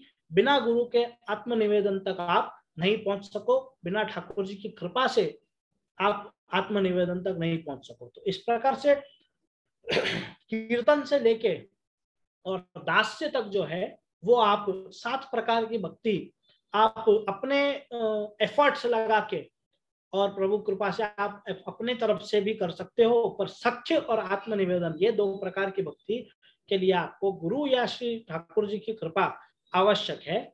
इसलिए श्री गोपीनाथ जी ने यहाँ पे सप्तविध भक्ति बताई, और दास्य तक की कीर्तन से लेके और दास्य तक भक्ति का अपने को सप्तविध भक्ति का उपदेश किया कि वैष्णव बन के तिलक और माला कंठी धारण करके और आप ये 7 प्रकार की भक्ति आपको करनी है। अब पुष्टि मार्गी में दीक्षित वैष्णव जो हैं उनको व्रत उत्सव, पंच यज्ञ, तीर्थवास, वैष्णव तिलक आदि बाह्य बाह्यंतर चिन्ह इनको धारण करने का जो उपदेश है वो अब आगे के श्लोकों में बताएंगे। पुष्टि मार्ग में दीक्षित जो है, मैं फिर से इसको दोहराऊं कि पुष्टि मार्ग में जो लोग दीक्षित हैं, जिन्होंने अष्टाक्षर या पंचाक्षर किसी भी प्रकार की दीक्षा प्राप्त करी है, उनको व्रत उत्सव इत्यादि का पालन कैसे करना है, पंच यज्ञ जो हैं वो कैसे करने हैं, तीर्थवास का उपदेश क्या है, तिलक और बाह्य जो चिन्ह है वो कैसे धारण करने हैं, अंतर जो चिन्ह है वो कैसे धारण करने हैं, इसका उपदेश यहाँ से आगे के कुछ श्लोकों में अपन देखेंगे।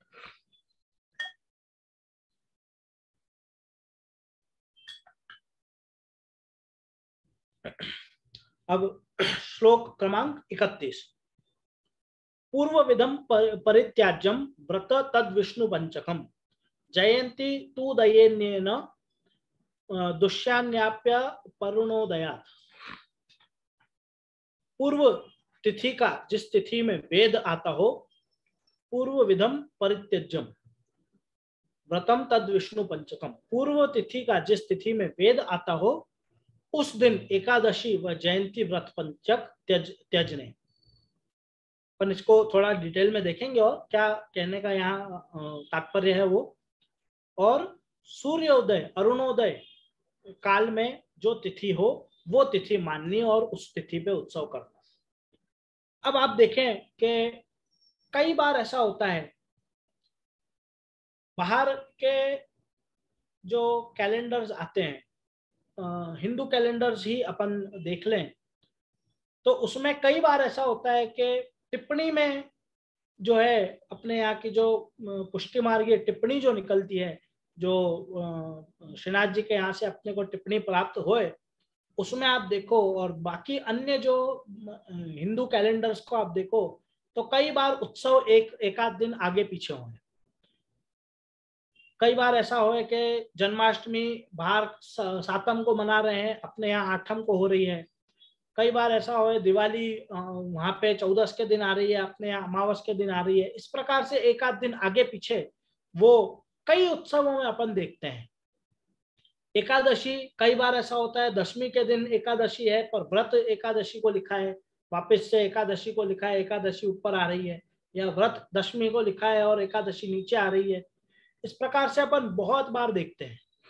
इसका कारण बता रहे हैं कि पिछली तिथि जो है उसका स्पर्श वो अगर इस तिथि में आ रहा हो तो उस तिथि पे व्रत नहीं किया जाए। अगर दशमी का स्पर्श जो है वो एकादशी के दिन भी हो रहा है, शुरुआत के कुछ काल में, मतलब सुबह सुबह के काल में अगर दशमी तिथि का स्पर्श एकादशी के दिन हो रहा है तो उस तिथि को अपने यहाँ व्रत नहीं किया जाएगा। व्रत जो है वो अगले दिन होगा।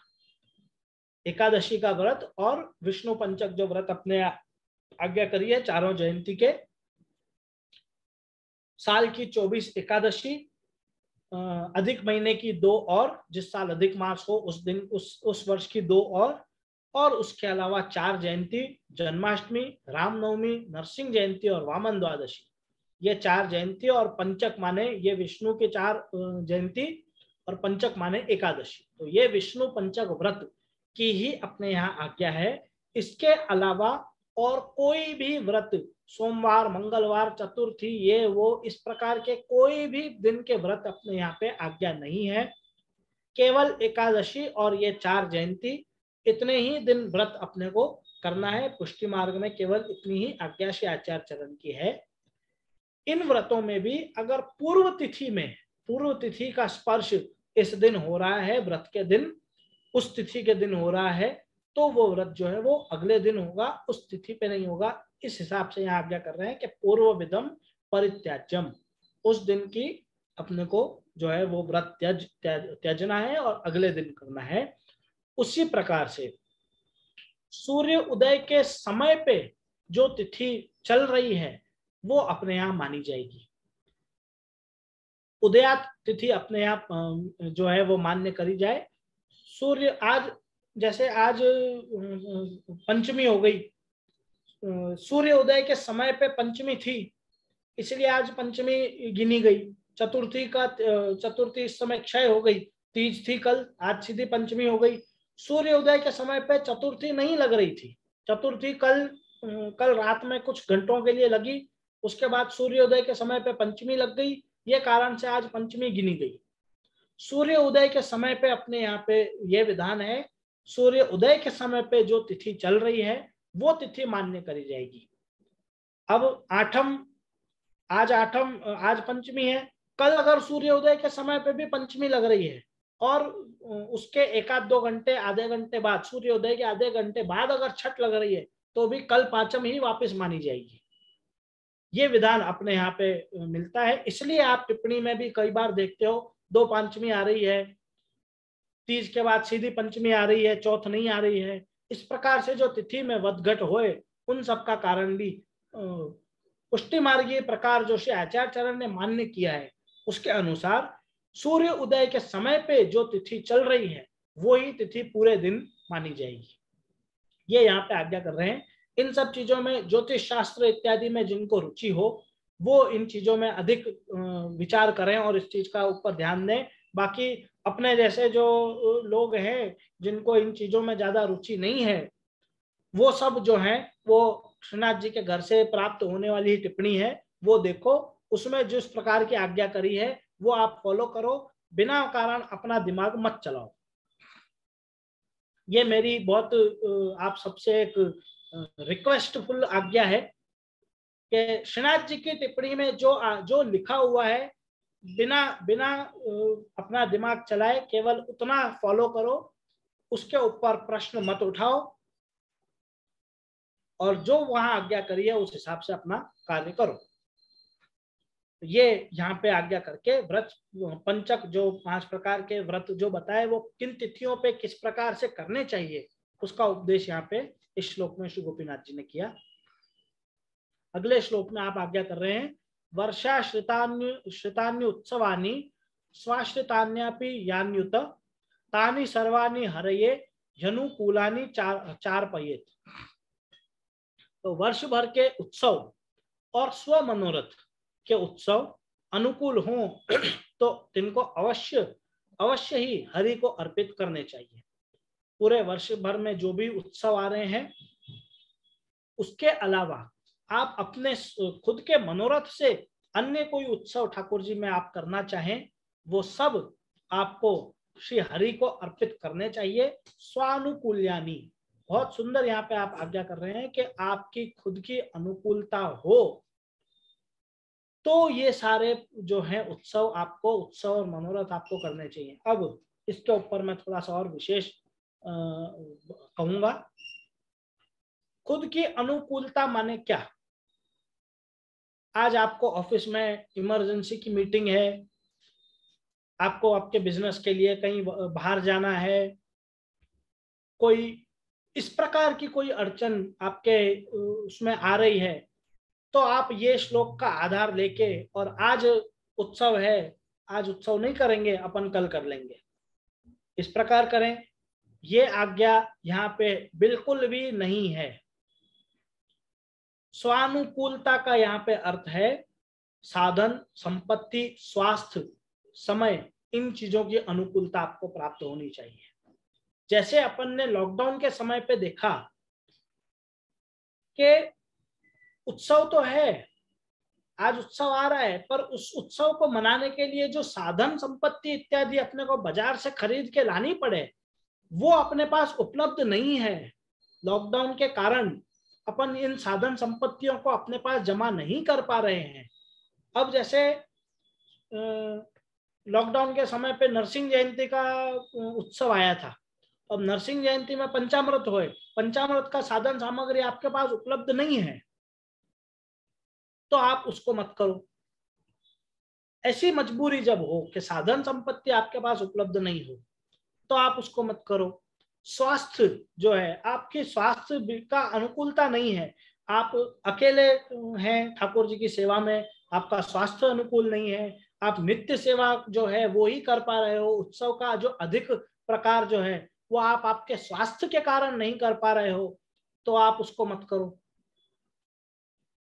और इस प्रकार के जो अड़चन आपको आवे, जो बहुत ही प्रैक्टिकल अड़चन है, वैसी अड़चन अगर आपको आवे तो ही आप उस दिन के उत्सव मनोरथ इत्यादि नहीं करो। नहीं तो ये अगर अड़चने आपको नहीं हो तो आपको आपका नित्य के जो भी उत्सव आ रहे हैं वर्ष भर में, वो आपको ठाकुर जी को अवश्य समर्पण करने ही चाहिए। पर्सनल आपके कोई कारण हो, बिजनेस में कुछ हो रहा है, फैमिली के कोई मैटर्स हैं, घर में शादी प्रसंग इत्यादि का कोई कर्म है, इस प्रकार के कोई जो अगर आपको सेवा में अड़चन आ रही हो, वो अड़चन जो है वो सेवा में अड़चन नहीं मानी जाएगी। उन अड़चनों को आपको दूर करके और ठाकुर जी की सेवा में पहुंचना है और आपके वर्षोत्सव इत्यादि जो है वो मनाने ही हैं। इस श्लोक का आधार लेके और आप आपके कंफर्ट के अनुसार कोई चीज करने लग जाओ और आप आपकी अनुकूलता से सब चीजें करने लग जाओ, ये बिल्कुल भी उचित नहीं है, ये दास धर्म नहीं है। यहाँ पे अनुकूलता जो है वो गोपीनाथ जी अलग प्रकार से आज्ञा कर रहे हैं। साधन संपत्ति, स्वास्थ्य, इन चीजों की अगर आपको अनुकूलता नहीं है तो आप उस चीज का मत करो। अब जैसे आपके मन में ऐसा कोई मनोरथ आ गया कि मैं ठाकुर जी को है ना स्वर्ण के पलना में झुलाऊं, आपकी आर्थिक परिस्थिति ऐसी नहीं है कि आप ठाकुर जी को स्वर्ण के पलना में झुलाओ, और नहीं आप तो जबरदस्ती करके और कहीं चोरी चकारी करके स्वर्ण का पलना सिद्ध करा दो, उससे ठाकुर जी को झुलाओ कि भाई मैंने तो मेरा मनोरथ पूरा किया। ये प्रकार नहीं हो। इन चीजों की आपके पास जब अनुकूलता हो तब आप ऐसे मनोरथ ठाकुर जी को कराओ, और जब तक वो मनोरथ आप नहीं करा पा रहे हो तब तक आप हृदय में उसका आरती रखो, उसका क्लेश करो, उस चीज के लिए आप प्रयास करो, वो सब चीजें उचित हैं। पर अनुचित मार्ग से ठाकुर जी के मनोरथ कराने ये नहीं आज्ञा कर रहे हैं। यहाँ साधन संपत्ति, स्वास्थ्य, इन चीज का आपको ध्यान रखते हुए फिर ठाकुर जी के वर्ष भर के उत्सव जो हैं उन चीजों को आपको अवश्य ठाकुर जी को अर्पित करना है। उसके अलावा आपके खुद के मन के भी कोई मनोरथ हो वो भी आपको इसी प्रकार से करना है। अगले श्लोक में आप आज्ञा कर रहे हैं, श्राद्धानि चोत्तमान्येव वैश्वदेवं च दैवकम हरे प्रसादतः कुर्यात् ततस्त तृप्तिरनुत्तमा। श्राद्ध आदि और वैश्वदेव संबंधी कार्य और अन्य देव संबंधी सर्व उत्तम कार्य आग्रह सु भगवान महाप्रसाद सो ही करें, ताते उनको उत्तम तृप्ति होगी। श्राद्ध, वैश्वदेव संबंधी कार्य, अन्य देव संबंधी कार्य, ये सब भी जब आपको करने पड़ रहे हो, ये सब चीज प्रभु महाप्रसाद, भगवान महाप्रसाद सो ही करें। यहाँ पे बहुत सुंदर गोपीनाथ जी आज्ञा कर रहे हैं। ये आप सबके मन में ये इसके लिए जो प्रश्न मूलतः श्राद्ध पक्ष के दिनों में उत्पन्न होते हैं कि आज हमारे घर में श्राद्ध है, ठाकुर जी की महाप्रसादी रसोई का क्या करें, या हम उसको श्राद्ध में उपयोग ले सकते हैं, क्या उससे हम जो है वो ब्राह्मण भोजन इत्यादि करा सकते हैं। इस प्रकार के आपके मन के जो प्रश्न हैं उसका समाधान, आपके घर में कोई मंगल प्रसंग आवे, उसमें आप आपके कुल देवता गणेश जी इत्यादि देवता पधरावो और उनको आप क्या भोग धर रहे हो, उसमें आप भगवान महाप्रसाद का उपयोग कर सकते हो क्या नहीं, उन चीजों का इस प्रकार के सभी प्रश्नों का समाधान यहाँ पे श्री गोपीनाथ जी बहुत सुंदर शब्दों में कर रहे हैं और आगे आज्ञा कर रहे हैं। तृप्तिर अनुत्तमा, ताते उनकी उत्तम तृप्ति होएगी। अगर आप श्राद्ध, अन्य देव पूजन, वैश्वदेव पूजन अपन ने पहले देखा था, आपोषण इत्यादि का जो कर्म है वो वैश्वदेव पूजन के अंतर्गत आवे, तो वो सब अन्य देवता का पूजन जब कभी भी आपको शास्त्र की आज्ञा अनुसार अन्य देव पूजन करना पड़े, श्राद्ध इत्यादि करना पड़े, इन सब चीजों में भगवान महाप्रसाद सामग्री का उपयोग आप निसंकोच कर सकते हो। बहुत स्पष्ट शब्दों में यहाँ पे श्री गोपीनाथ जी आज्ञा कर रहे हैं। भगवान महा सामग्री से अर्थ यहाँ केवल भोग से नहीं है, माला जी धरानी है वो भी आप ठाकुर जी की प्रसादी माला आप उनको धरा सकते हो, बीड़ा धरने हैं, तांबुल धरना है वो भी आप ठाकुर जी के प्रसादी तांबुल बीड़ा आप उनको धर सकते हो, भोग आप अवश्य उनको धर सकते हो। ये सब प्रकार के चीजें आप जब ठाकुर जी का प्रसादी आप अन्य देवताओं को, वैश्व देव को, श्राद्ध इत्यादि कर्म में जब आप उपयोग करोगे, उससे उनको उत्तम प्रकार की तृप्ति प्राप्त होगी। इसका कारण क्या है कि वो जो देवता हैं, वो जो पितृतर्पण वगैरह हैं, उन सबको ठाकुर जी का महाप्रसाद वैष्णव के घर के अलावा और कहाँ प्राप्त होगा। उत्तम तृप्ति क्यों कह रहे हैं यहाँ पे गोपीनाथ जी, यहाँ उत्तम तृप्ति की आज्ञा क्यों कर रहे हैं। वैष्णव के घर में जब इस प्रकार के देवता पधारेंगे, इस श्राद्ध इत्यादि के लिए पितृ वगैरह पधारेंगे, उनको वैष्णव के घर में ही भगवान महाप्रसाद प्राप्त हो सकता है। उसके अलावा उनको अन्य चीजें तो सब जगह प्राप्त हो रही हैं। बिना ठाकुर जी को समर्पित की हुई वस्तु तो उनको हर जगह प्राप्त हो रही है, वो देवताओं को और पितरों को। जब वो वैष्णव के घर में पधारेंगे तभी केवल उनको भगवान महाप्रसाद प्राप्त होगा ना, इसलिए उनको जो है वहां पे उत्तम तृप्ति मिलेगी। तो ये आपका कर्तव्य बने कि जब आपके घर में अन्य देवता पितृ इत्यादि अमुक अमुक कारणों से पधारें, तो उस समय आप उनको ठाकुर जी का महाप्रसाद ही भोग धरो और महाप्रसादी सामग्री जो है वो ही उसमें आप उपयोग करो। उसके बाद बहुत महत्वपूर्ण चीज ध्यान देने की कि जो सामग्री आपने अन्य देवताओं को भोग धरी, पितरों को भोग धरी, वो सामग्री आप ग्रहण नहीं करोगे। अब आपने एक थाला भर के ठाकुर जी को आज कोई सामग्री भोग धरी, आपके घर में कोई शुभ प्रसंग है, कुल देवता इत्यादि पधारे हैं, वो एक थाला में से आपने 4 नग निकाले, वो 4 नग आपने ठाकुर जी के महाप्रसादी जो है वो कुल देवता को आपके भोग धरे, वो 4 नग जो है वो आप वापस ग्रहण नहीं करोगे। वो फिर आप गाय को जाएगी या जो पंडित इत्यादि आपके साथ आए हुए हो पूजा पाठ कराने उनको जाएगी, और बची हुई जो सामग्री जो थी उसमें से भगवान महाप्रसाद जो बचा हुआ था वो ही आप ग्रहण करोगे। अन्य देव को धरी हुई सामग्री आप ग्रहण नहीं करोगे। इन चीजों का वैष्णवों को ध्यान रखना है। भगवान महाप्रसाद सामग्री का उपयोग आप आपके घर में पितृ तर्पण, अन्य देव पूजन इत्यादि जब कभी भी हो उसमें आप अवश्य कर सकते हैं, उससे उनको उत्तम तृप्ति प्राप्त होगी। ये श्री गोपीनाथ जी की आज्ञा यहाँ पे अपन ने देखी, और वो सामग्री पीछे से आप खुद उसमें उपयोगी नहीं लेंगे, आप भगवान महाप्रसाद ही ग्रहण करेंगे, अन्य देव का महाप्रसाद ग्रहण नहीं करेंगे। इस प्रकार से 33 श्लोक अपन ने देखे। अब अपन आगे के श्लोक जो हैं वो कल देखेंगे। अपन यहाँ पे जो देख रहे हैं कि वैष्णव को व्रत उत्सव, पंचयज्ञ, तीर्थवास, वैष्णव तिलक आदि बाह्य अंतर चिन्ह जो है वो क्या होने चाहिए, उस चीज का उपदेश अपन यहाँ देख रहे हैं। उसमें से अपन ने व्रत उत्सव देख लिए। अब इससे आगे पंचयज्ञ, तीर्थवास इत्यादि के लिए आप क्या आज्ञा कर रहे हैं वो अपन आगे के श्लोकों में कल देखेंगे। तो 33 श्लोक आज अपन ने पूरे किए प्रभु कृपा से, श्री गोपीनाथ जी की कृपा से। और 2-5 मिनट अभी बची है, तो अगर आज देखे हुए क्रम में से कोई आपको कोई सवाल पूछने हो तो आप उसके ऊपर अपन ध्यान दें, और फिर नहीं तो अपन कल वापस मिलें।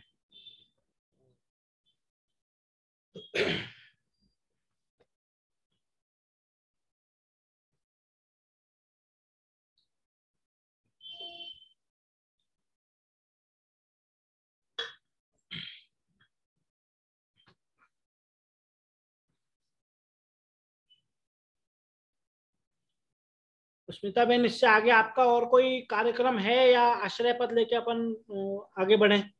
हाँ, आश्रय पद लेके आगे। फिर कोई और सवाल नहीं हो तो फिर अपन आश्रय को पद लें। हाँ जी जी।